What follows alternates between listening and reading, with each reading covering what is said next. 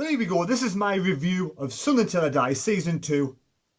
I've been up since 8 o'clock this morning, watching all 6 episodes. It's now past 2 o'clock, and the last 2 episodes are really emotional, heart-aching, going through all of that Wembley heartache yet again. It's devastating, absolutely devastating. You won't see me crying on Netflix, but you'll see me crying off Netflix, because I'm absolutely shattered. I'm absolutely gutted. And I've just relived last season all over again.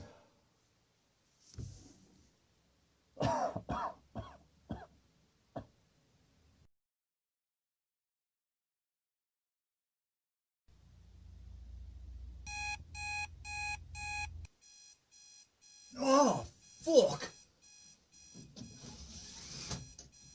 Oh.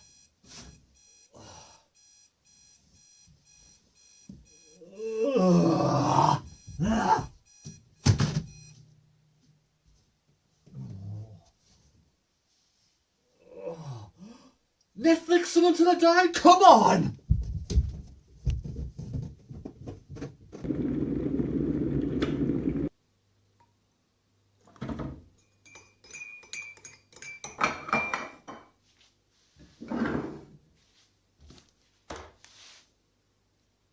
Well, here we go. Here's my review of Sunderland Til Season 2. I'm excited, I can't wait. Let's have it. Starts off with Charlie Methven and Stuart Donald having an interview, and basically Charlie Methven says it's an easy 3 points coming to Sunderland. Everyone comes to Sunderland and takes the piss. Well, the piss taking party stops now. So basically, the opening scene is Charlie Methven in the boardroom with all his boardroom staff. As he's bored there, he has a permanent marker, and he's basically saying, writing on his bit of paper, saying that the club was losing 30 to 40 million pounds a year. Basically, it was a failed, fucked up club. It was 100% fucked, 1000% fucked, 1,000,000% fucked. Absolutely shocking, but it wasn't your fault, guys. And then he says, you know how much the club was hemorrhaging on interest a year? It was in my notes. Anybody listen to me notes? I sent this all. And they're basically looking around like, what's he talking about? Just having random guesses. No one has a clue. And like, who's this bloke? Is it where's Stuart? Where's Stuart Donald? I don't know who this bloke is. And he basically says £7 million a year. That's what they're losing. All the ticket sales, all the ticket revenue was going on interest payments on the debt. £7 million a year. But again, guys, it's not your fault. But it is a fucked up business. It's a fucked up Sunderland business. This room is absolutely fucked. My life's fucked. My haircut's fucked. And even my cup of tea is absolutely fucked. So basically, season 2 starts in the first episode where Stuart Donald's in the car driving around and he's very emotional. Let's face it, we all wanted Stuart Donald and Charlie Methven to succeed. Charlie Methven's more than money man. He tried to sell the season card straight away, tried to get the business going straight away, tried to turn the club around. Stuart Donald's with a heart, with emotion, is looking at the players' wages. Now he's thinking, how can I save players' wages? Didier and Dong went straight away. Tried to get rid of Jack Rodwell. Jack Rodwell shouldn't have been on the show. Absolute. Oh, I don't want to get into Jack Rodwell's situation. And then he's trying to think, how do we get rid of Cattermole? Cattermole's going to be a hard one to move because Cattermole loves the club. He wanted to stay at the club. So he's on about trying to cut the wage bills as much as possible, because the wage bills were absolutely high as a kite, absolutely over the top for this league. We couldn't sustain those wage bills, and Stuart Donald had a massive job at first coming in to try and do this, because, I mean, let's face it, he wears his heart in his sleeve. He is really a passionate, man, and he did want to succeed. He still wants to succeed. I still wish him all the best at Sunderland Football Club. And you could see that, it's a roller coaster of a ride for Stuart Donald, where Methven, it's all about cash. For me, it's all about cash. He wanted to change the music from the start. He didn't want the old music. He wanted to change it to more of a ravey type music, upbeat type music. I'm still not used to this music. This is not my kind of music. I'd rather go back to the old music or something a little bit different. But this music, and then all of a sudden one of his staff members said, but Charlie, we cannot play the music you want to play with this old PA system. We need to buy a new PA system. And then Charlie's like, got to spend money. And then Jack Ross comes in, And then we go to the old players coming in for the first day of training, and they're coming in dribs and drabs, any old time they want. You know, basically, they do what they want. The old players, we just come in when we want, we're not bothered. What have you been doing? Oh, it's been lounging around the house all weekend, all day. I just thought I'd come in now. I've had a pint at the club. I've had a quick shower. I've been for a sauna. I'll come in now, any old time. And Jack's like, yeah, this has got to change. This has got to change. And you see players like Luke 09, absolutely, you know, passionate, lovely football players coming into the club, and then we go to changing the seats, those horrible pink seats, and the great fans. Peter, the taxi driver, great Sunderland fan from season 1, he's back in it, and we got Lynn who's changing the seats, and on about Stuart Donald's nuts or something, but really good characters, and the great and wonderful fans who changed the seats, absolutely amazing. And then it goes to the first game of the season. Stuart Donald's having a big fry up in the morning, or was it Charlie Medford with Juan Santori as well, having one massive fry up in the Roker Hotel, and he's very emotional. He says we can do everything outside, everything away from the match, but when it comes to match day, I've got no control what happens on the pitch. And then it goes to the first game of the season, the very emotional ride of the first game of the season when Taylor scored a penalty, went 1-0 up Charlton, and then, you know, you got Madger who scored the equalising goal. Sinclair came on, changed the game a bit, but I'm sure he got injured pretty much straight away.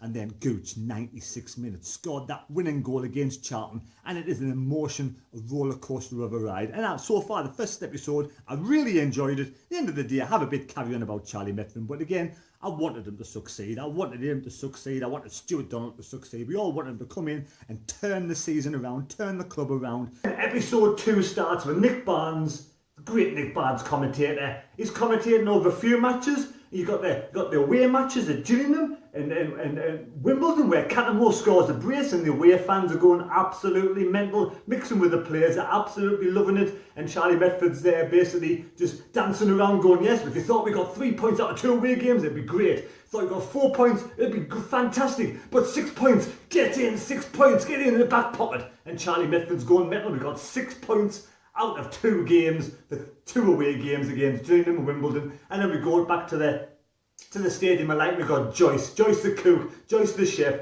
back there again. She's absolutely fantastic, passionate Sunderland fan who works at the Stadium of Light. She's the cook, Joyce, absolutely amazing. I'm pleased she's back in season 2. And then obviously we go back to Stuart Donald, who's talking about the money situation again, the dire straits of the money situation, how we're playing 34 million on wages, 12 million pounds on non-playing, wages, and then 15.6 million on the income. So the problem is we're losing about 35 million pound deficit.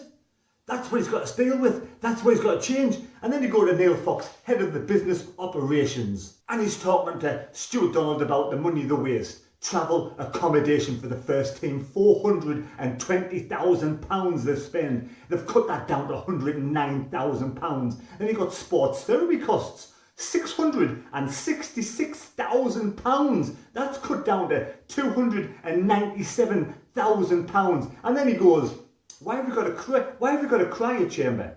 Why? Well, who uses this cryo chamber? £100,000 that cost. Who uses it? Nobody.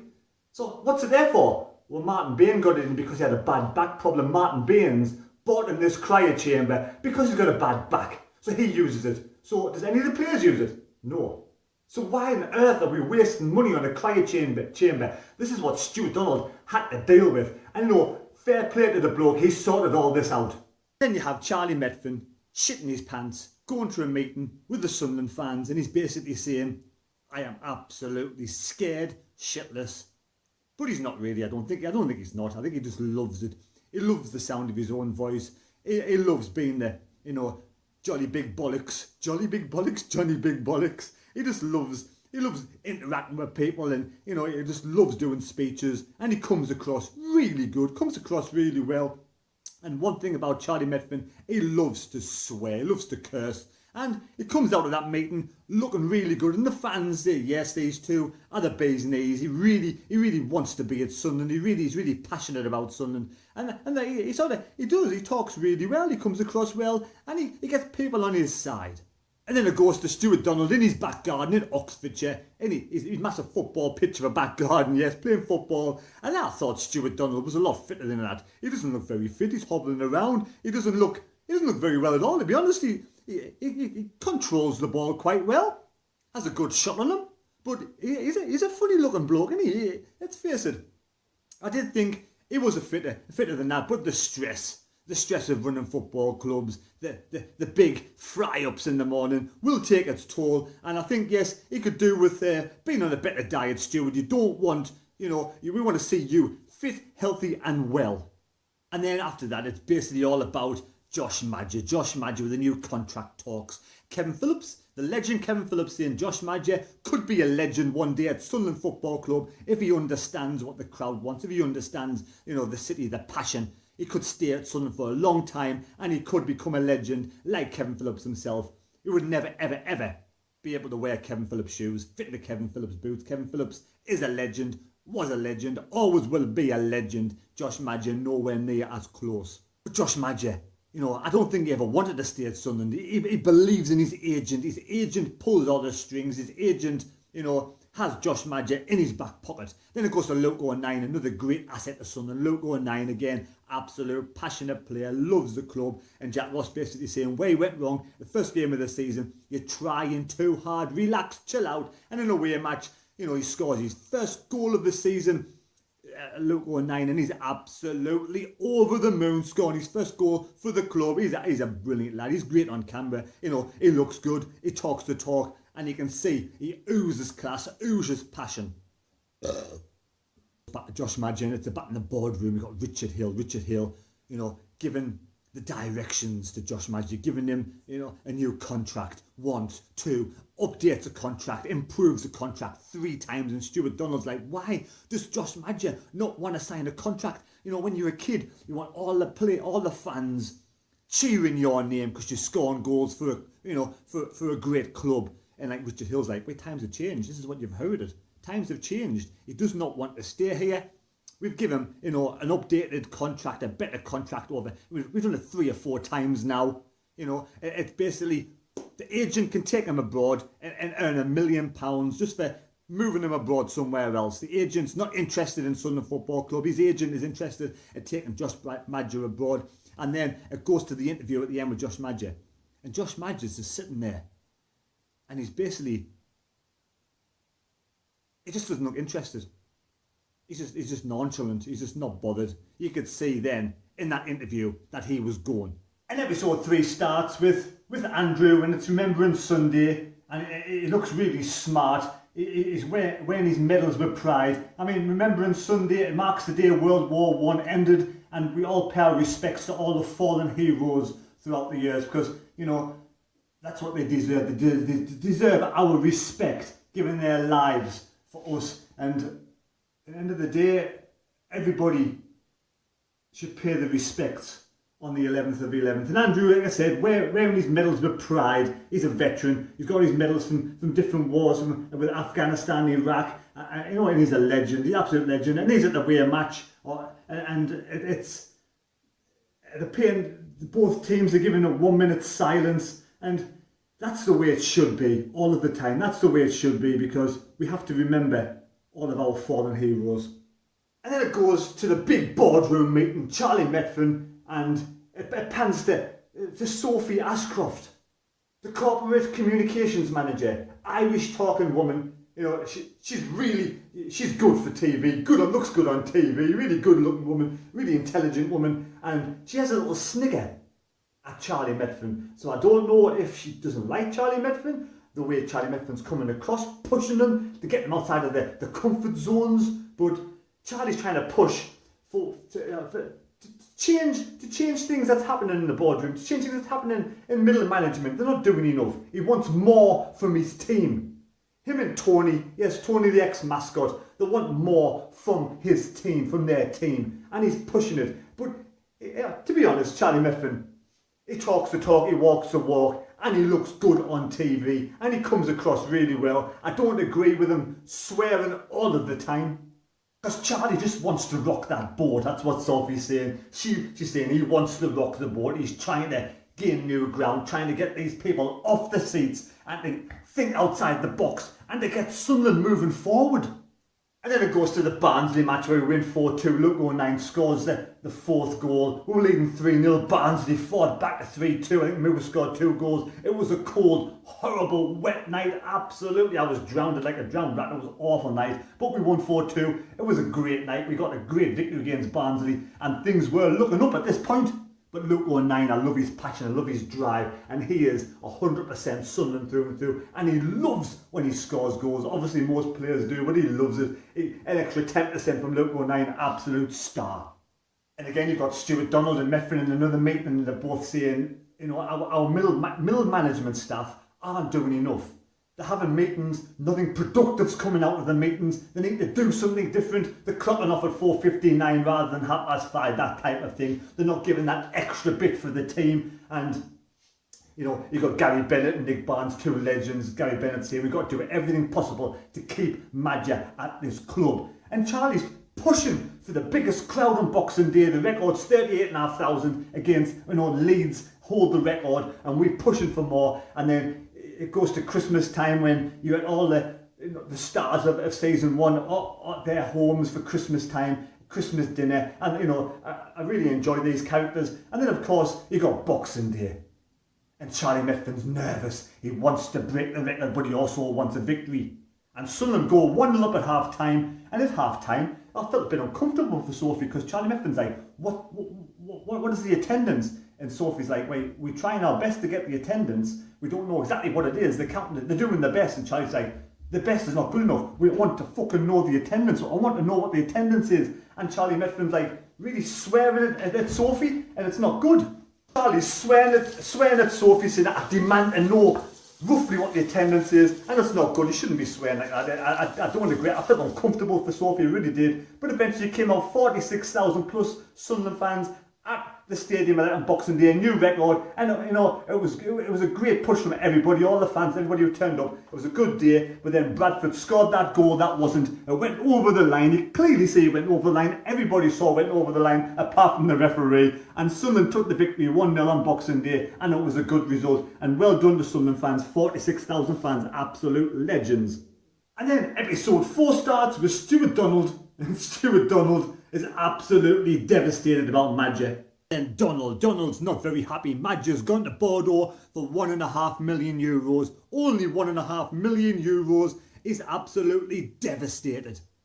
And then it goes to the Blackpool match. For some reason, the 1-1 Blackpool match, and it goes in, you know, to the fans' response, and then there's some dodgy looking bloke in the crowd starts talking. I can't believe it. I didn't even know what I was on. I knew we did the recordings. We did loads of recordings, but I was told halfway through the season I wasn't going to be on, and I wasn't really bothered. But Jesus, I look old. I'm looking old. And we saw Morgan in the background as well. And then it goes towards deadline day with Will Grigg, and it shows you Will Grigg scoring goals for Wigan, and the fans go mental. Will Grigg's on fire, and Stuart Donald getting stressed out to do with the deadline day. We've lost Madja, we need a striker, and he's put in 4 bids for Will Grigg and all rejected. You know, and Mr. Hill saying it's not a good idea to keep chasing the player. They know we're desperate. They're going to extract every last pound out of you, Donald. But Donald says, no, the fans expect a striker. We need to get a striker in. There's only 5 minutes to go, and he finally gets the 6th. Yes, the 6th bid accepted. £3 million for Will Grigg, rising to 4 million. It's the record in League One for a purchase. It also goes to the studio before that with Nick Barnes and Simon Pride, 2 absolutely legends at Sunderland. Simon Pride's got one, you know, he's got a voice that you as soon as you hear that voice, you know it's Simon Pride straight away. Simon Pride, full of pride, because he does a fantastic job on the radio, and Nick Barnes, a great commentator at all the matches with Gary Bennett. We all love the legend Gary Bennett and Nick Barnes. Absolute dynamic duo doing a fantastic job for Sunderland. And all the fans are absolutely over the moon with getting Will Grigg in. Will Grigg interview, 16 games to go. I want to score about 10 goals at first. And it goes to the Blackpool match, the 1-1 Blackpool match towards the end, where it started at episode 4. And it's Will Grigg missing 2 absolute sitters. And then it's Donald.